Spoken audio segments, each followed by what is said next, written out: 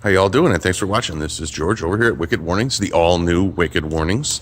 As you can see in our much larger space, we're still improving some things. I might have told you a little something on the last video about this little thing here, but never you mind what might be laying in that tube right there. Maybe you'll see it on the next video. What we're looking at right now is a brand new 2021 Transit Connect. Now this video here has a couple of easy options and an LED stick on the roof. It's a traffic advisor stick mounted high on the roof in the back. You don't necessarily need to do the traffic advisor stick if it doesn't suit your needs. But if you're looking for a great four-corner warning system and you have a Transit just like this, you might want to listen up to this particular build and then just omit the traffic advisor. If you like the traffic advisor, go ahead and add it in. Now, if you're doing only four corners, you won't need the whole 6-button Mini 6 switch. You might just need a single rocker switch. We're looking at the front of the car there. In the grille, that's our LIN 6 LED. That's a 6 LED light. It's set to alternately flash right now, 75 FPM alternate, and it's flashing 3 LEDs on each side of the light. And it's a full amber light, but we have that light in all kinds of color combos. So we have exactly whatever color you might need for this particular application. And we just chose to set it alternate flash. You can alternate the entire light left and right if you'd like. Instead, this particular van, because we only have 2 lights in the front, I wanted to keep as much motion and noticeable light without any dark spots. I split fired them, I guess is the right term there, where they're alternate flashing on each light itself. Now, whether you synchronize those together or not, completely up to you. The light also comes with a steady on feature if you wanted to use that for something. And as far as lights that will fit in the location, at the end of the video, I'm going to show you exactly how in greater detail a lot of the stuff about this build. So if you want the good details, stay tuned to the end of the video and we'll talk about that grille. We'll talk about the hideaways in the back, I believe, and we'll also show some other footage. Hideaways in the back were extremely easy. Let me turn it around and I'll show you what I'm talking about. Alrighty, so what you can see there is our standard HAW Duo. Now, we went ahead and used a high dome lens, but you can use a low dome lens too. And the benefit of using a low dome lens is you can get all 6 colors. We've got them in amber, white, green, red, blue, and purple. So any color you want. As far as the hideaways, what you're looking at in the back, very easily done. It's a single wall tail light. It's a 1-inch hole, and there's a nice rubber grommet from the factory wiring that you just poke a 1/4-inch hole through, or 3/16, and run it through, run your wiring right to the inside of the van. Real easy install. There's also enough room, if you'd like, to add another set of hideaways above these. These are in the lower portion of that lens. There's a little separation and an upper portion of the lens as well that's also clear. So if you wanted a 2-color alternation, which you've probably seen me do on the larger Transit vans quite often, especially in amber white or amber red or even amber blue for our friends down in Texas, you can do that. There's enough room in these lenses. If you have the Transit Connect, no problem. 4 hideaways will fit, and you can get 2 different colors. Now you can see that light stick mounted above it. Let me activate that and show you what we're using it for. Alrighty, so we have it on a separate warning switch, just so we can independently activate it with or without the 4-corner system. This particular van is involved with plumbing and sewer, so it is out on the roads, and it may occasionally need to stop in traffic and inspect a manhole or inspect some valving or whatever you have it on the road, or under the road perhaps. So that's why we went customer request to get a nice big stick up high where everybody could see it, even if there were a couple of vehicles back in traffic.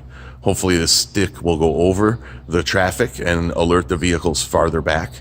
So we have a warning mode right now. That particular stick, because they wanted the arrow stick feature, we went with Feniex Fusion 600. That comes factory with the arrow stick feature. That's a 40-degree optic across the whole stick. We're going to add this Feniex series to our website for the exact reason of the arrow stick. Our Wicked stick at this time doesn't have arrow function. We may change that in the future, but at the time of this video, the reason we're using that Feniex 600 is because of the arrow stick function as well as the warning. So let me show you what I mean when I say arrow stick.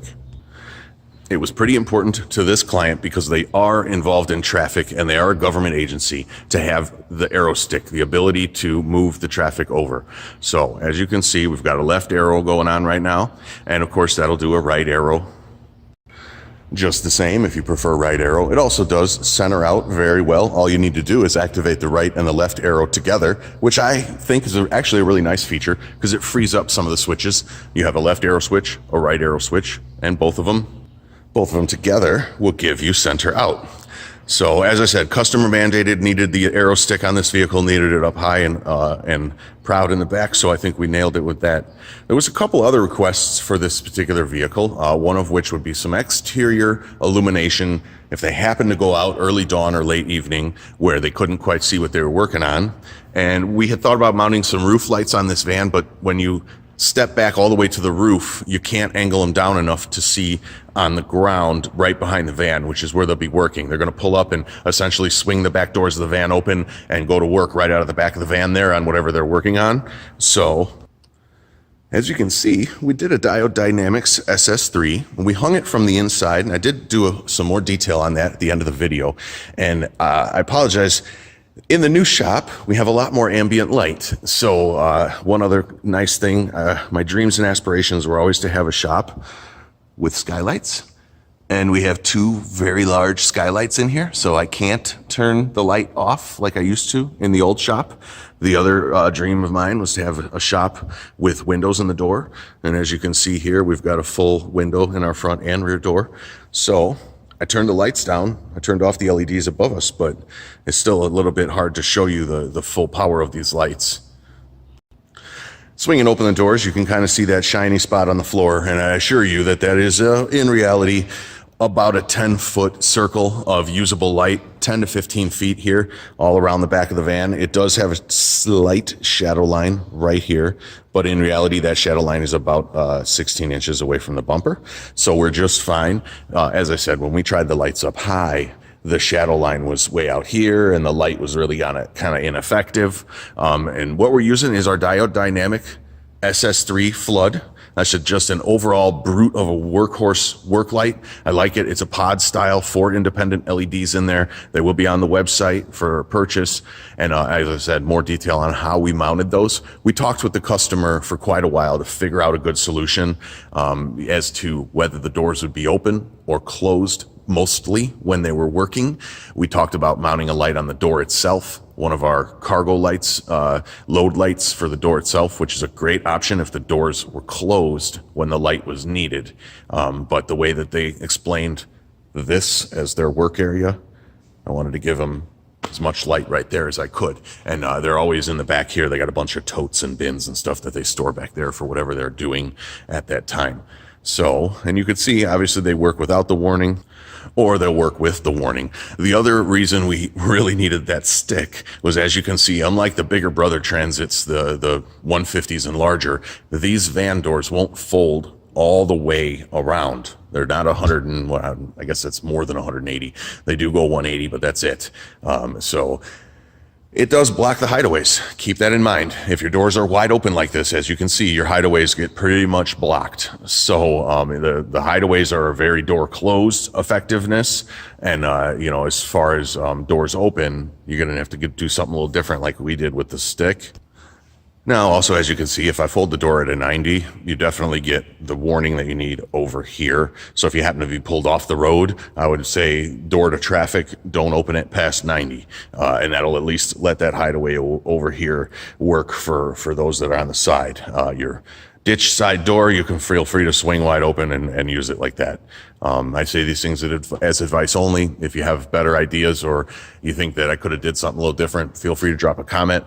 I tried my best to throw as much info as I can at you all. So we're hitting my 10-minute cutoff mark, which means my videos are getting a little too lengthy. So I'll try to keep it a little tighter and faster on the next one.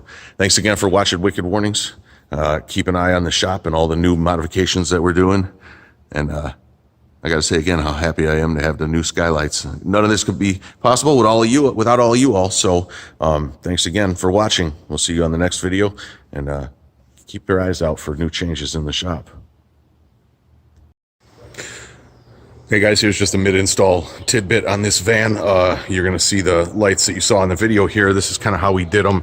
On the headliner up in here, there was a factory retainer, right, like this. And of course, this panel pops right out.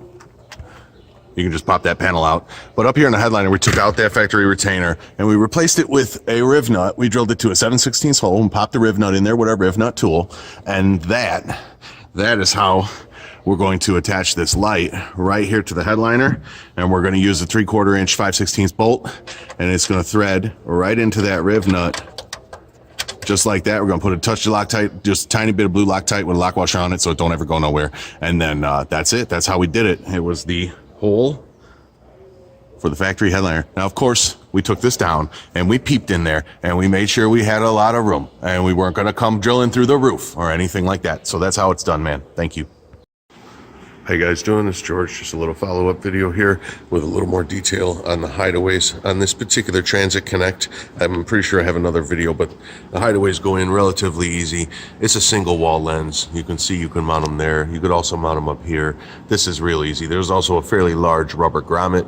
Very easy to put a 1/4 inch hole through to run the wiring back into the vehicle. So the Hideaways are like a slam dunk. Those are definitely not a hard install at all. And with this lens, you can actually put one color on top and one color on the bottom, and you can get an alternating color if you wanted to do that as well.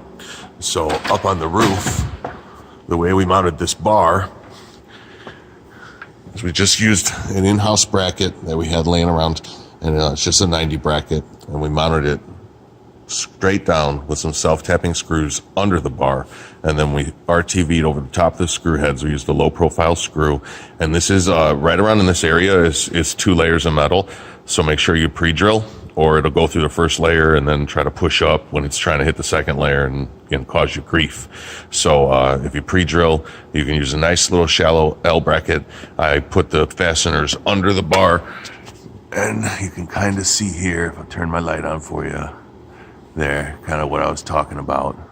You can see where our screw heads are way underneath there. They're actually underneath the light bar, all sealed up. I put a little RTV under the bracket, a little RTV over the screw heads, and then screwed it right down nice, and that's gonna be nice and sealed.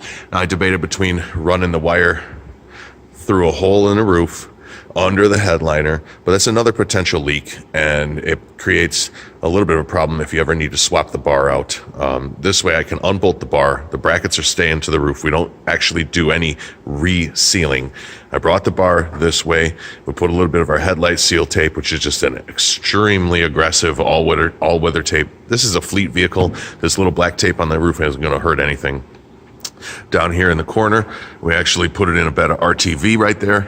See, you don't even see it from the bottom of the van. That locks in the corner right there. And then inside here, you can see we bring it down right behind the door gasket, behind this light here. It goes down here and it actually goes behind the tail light and through the factory grommet into the vehicle. I did that because, these sticks need to get replaced once in a while, so this way we can replace it if anything ever happens to it without having to screw with the weather tight seal on the roof. So it should be good to go. That's how we mounted the stick. 2021 Transit Connect.